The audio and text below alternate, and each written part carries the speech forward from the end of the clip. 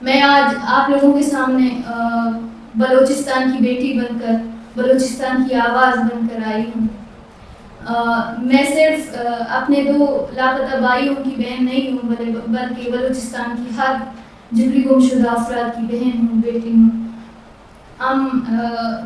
بلوچستان کے بارے میں اگر میں بات کروں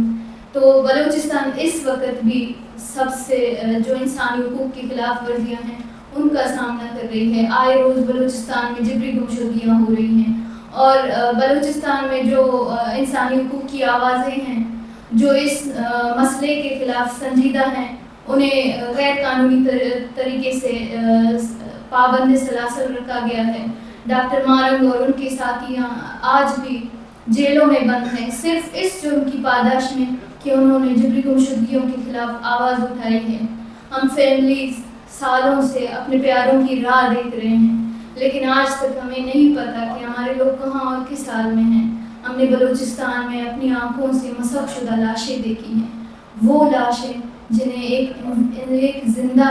ضمیر انسان نہیں دیکھ سکتی۔ ہم نے وہ سب کچھ دیکھا ہے، ہم نے ظلم کو اپنی آنکھوں سے دیکھا ہے، اور حکومت کی بے شرمی دیکھیں کہ وہ سالوں سے جبری گمشدہ افراد کے وجود تک سے انکاری ہے، اور وہ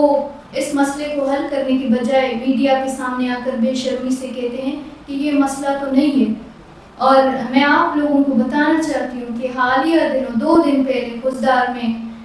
ریاستی فورسز نے ایک ویگن کو اغوا کیا جس میں مسافر تھے، لوکل گاڑی جس میں عورتیں موجود تھیں، انہیں کئی گھنٹوں تک لاپتہ رکھا گیا۔ یہ ہے حقیقت۔ اور زرینہ مری جو سالوں سے جبری گمشدہ ہے، اس کی گمشدگی سے انکاری ہے یہ ریاست۔ کیا وہ اس حقیقت کو جھٹلا سکتی ہے؟ کیا وہ ایک خاندان کو یقین دلا سکتی ہے کہ اس کا جو پیارا ہے وہ وجود ہی نہیں رکھتا، حالانکہ اس فیملی کے سامنے سے اس کے پیارے کو جبری گمشدہ کیا جاتا ہے؟ میں 2 جبری لاپتہ بھائیوں کی بہن ہوں۔ کل میرے بھائیوں کی جبری گمشدگی کو 7 سال مکمل ہو رہے ہیں، لیکن آج تک ہمیں نہیں بتایا گیا کہ وہ کہاں اور کس حال میں ہیں۔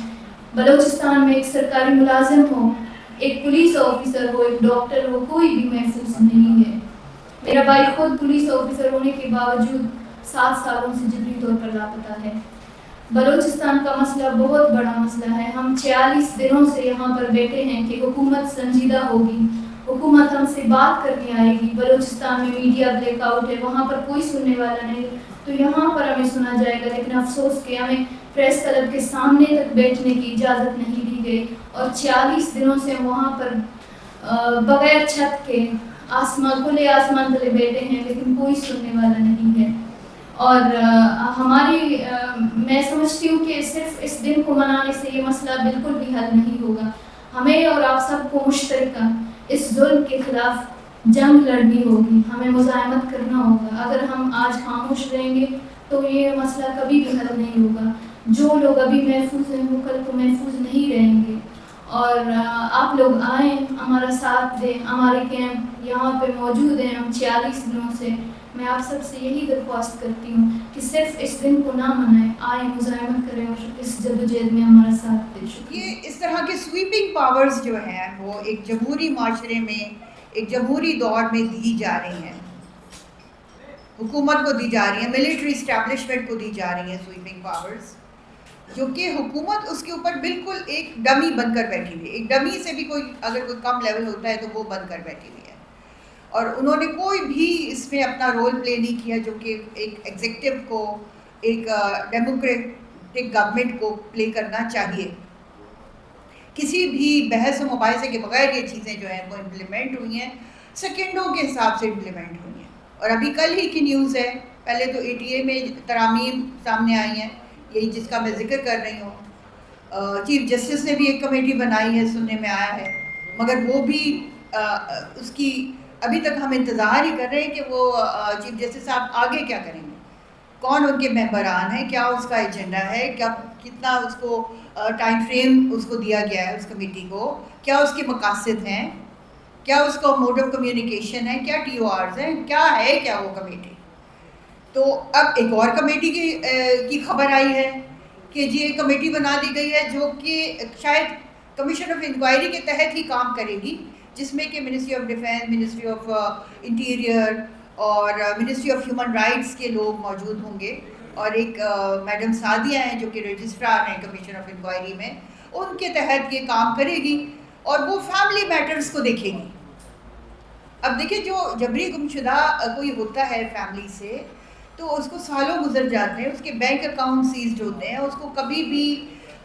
کوئی کلو نہیں ملتا کہ میں اپنی جو وراثت ہے کس طرح سے حاصل کروں، کیونکہ پاکستان کے آئین میں 2 ہی سٹیٹس ہیں، ایک تو لاپتہ، ایک تو ہے کہ زندہ اور ایک ہے یعنی کہ ڈیڈ. تو یہ جو جبری گمشدہ افراد ہیں یہ تیسری سٹیٹس ہے ان لوگوں کا. ان کا سٹیٹس ہے زندہ تو ہے مگر ان کا پتہ نہیں ہے کہ وہاں، تو یہ ایبسنٹ سٹیٹس ہے. اور بہت سارے ایشیائی ممالک ہیں جس میں کہ فلپینز ہے، سری لنکا ہے، اور جنہوں نے کہ یہ ایسا قانون نافذ کیے ہیں جس میں کہ certificate of absence, certificate of disappearance دی ہیں، جس کا مطلب یہ ہوتا ہے کہ آپ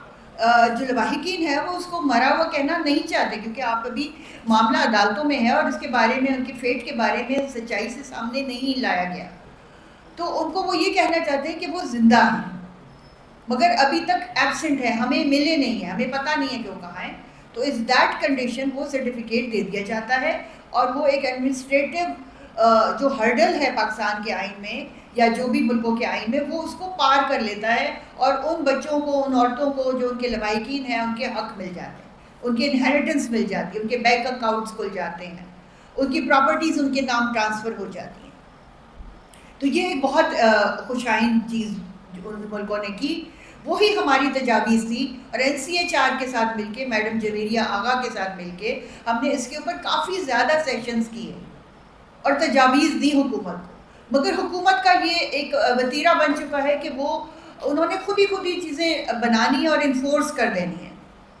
اور اس کے بعد امپلیمنٹیشن کا نام دور دور تک نظر نہیں آتا. اور ایک بہت بڑا ڈسکنیکٹ ہے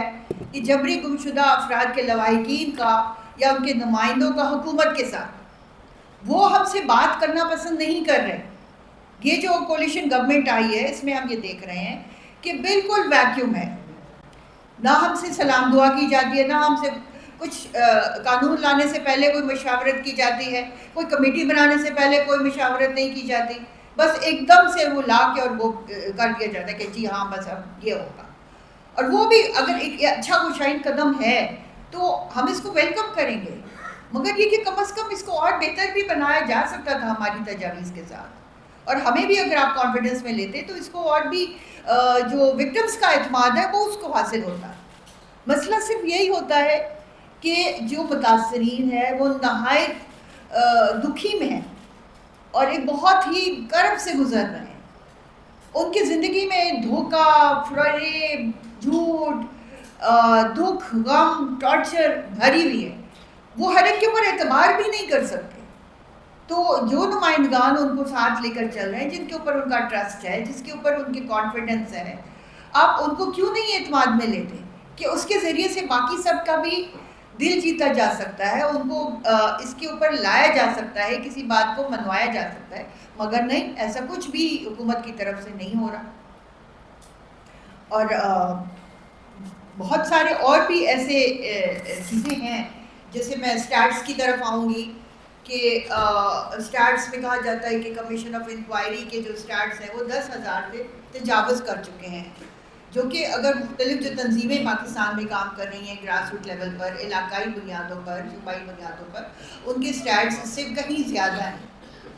اور اس میں بھی یہ کہا جا رہا ہے کہ جو 10,000 سے زائد کیسز ہیں، 744 وہ پروڈکشن آرڈرز ہیں جو کمیشن آف انکوائری نے دیے، اور اس پروڈکشن آرڈرز کی کہیں بھی کوئی آنر نہیں کیا گیا. ان کے بارے میں کوئی بھی کسی بھی فورم پہ ان کو سامنے نہیں لایا گیا. تو پھر یہ کیسا کمیشن ہے کہ جو اپنے ہی آرڈرز کے اوپر عمل درآمد نہیں کروا سکتا. تو یہ ایک بڑی حوصلہ شکن رویہ ہے اس کمیشن کا. اور جیسے ہی ایک نئے سربراہ آئے ہیں تو ان سے بھی ہم لوگوں نے رابطہ کیا کہ آپ جی ہمیں میٹنگ کا ٹائم دیں، تاکہ جو ایک کمیونیکیشن گیپ ہے اور جو بہت سارے ایک پروسیجرل ڈیفیکلٹیز ہیں, لکوناز ہیں اس کے آئین میں, قانون میں, وہ دور کیے جا سکیں, جو شکایات ہیں فیملیز کو وہ دور کی جا سکیں, مگر ہمیں آج تک انہوں نے ٹائم نہیں دیا. تو اس سے ہمیں یہی سمجھ میں آ رہی ہے کہ گورنمنٹ کا ایک وہی ون سائیڈڈ ایک رویہ ہے کہ بس ایسا ہوگا, جبکہ سپریم کورٹ, ہائی کورٹ, پورے ملک کی جتنی بھی عدالتیں ہیں جن میں کہ سینکڑوں ہزاروں کیسز پینڈنگ ہیں اس وقت, ہم نے اس جبری گمشدگی کے عالمی دن کو انصاف کی جو تاخیر ہے, انصاف کی تاخیر کے نام ڈیڈیکیٹ کیا ہے. انصاف کی تاخیر کے نام اس لیے ڈیڈیکیٹ کیا ہے کیونکہ ہمیں ایسا لگتا ہے کہ ہم پورے پاکستان میں گول گول گھوم رہے ہیں, پورے اداروں میں گول گول گھوم رہے ہیں, منسٹریوں میں گول گول گھوم رہے ہیں, خط و کتابت کر رہے ہیں صدر, وزیر اعظم, chief of vice minister, chief justice Pakistan, اور کہیں سے بھی ہمیں کوئی سراغ نہیں مل رہا کہ یہ مسئلہ کیسے حل ہوگا, کہاں سے حل ہوگا. عدالتیں تو بالکل جیسے ایسا محسوس ہو رہا ہے جیسے کہ وہ بند پڑی ہیں یا وہ کسی کے ہاتھوں یرغمال بن چکی ہیں. وہاں پہ وہی کچھ فیصلے ہوتے ہیں جو کہ کوئی غیبی طاقت یا جو نامعلوم لوگ ہیں وہ جو فیصلہ کرتے ہیں وہ وہی یہاں پر امپلیمنٹ ہوتا ہے. اور جو آئینی بینچز بنا دیے گئے ہیں, میں تو عقل حیران ہے کہ کیا عدالتوں میں کوئی غیر آئینی چیز بھی آتی ہے؟ تو عدالتوں میں جو بھی معاملات آتے ہیں وہ آئینی ہی ہوتے ہیں, تو اس میں ایک سیپریٹ بینچ بنا دینا جو کہ ایک آئینی ترمیم کے تحت لے کر آئے ہیں, اور ان میں من پسند بینچ بنا کے, من پسند جج لا کے, تو اس کی ڈیفینس آف ہیومن رائٹس کے پلیٹ فارم سے میں شدید مذمت کرتی ہوں کہ جس طرح سے انصاف کی ترسیل کو تاخیر اور رکاوٹ سے تعبیر کر دیا گیا ہے, اس کا کوئی حل دور دور تک نظر نہیں آ رہا.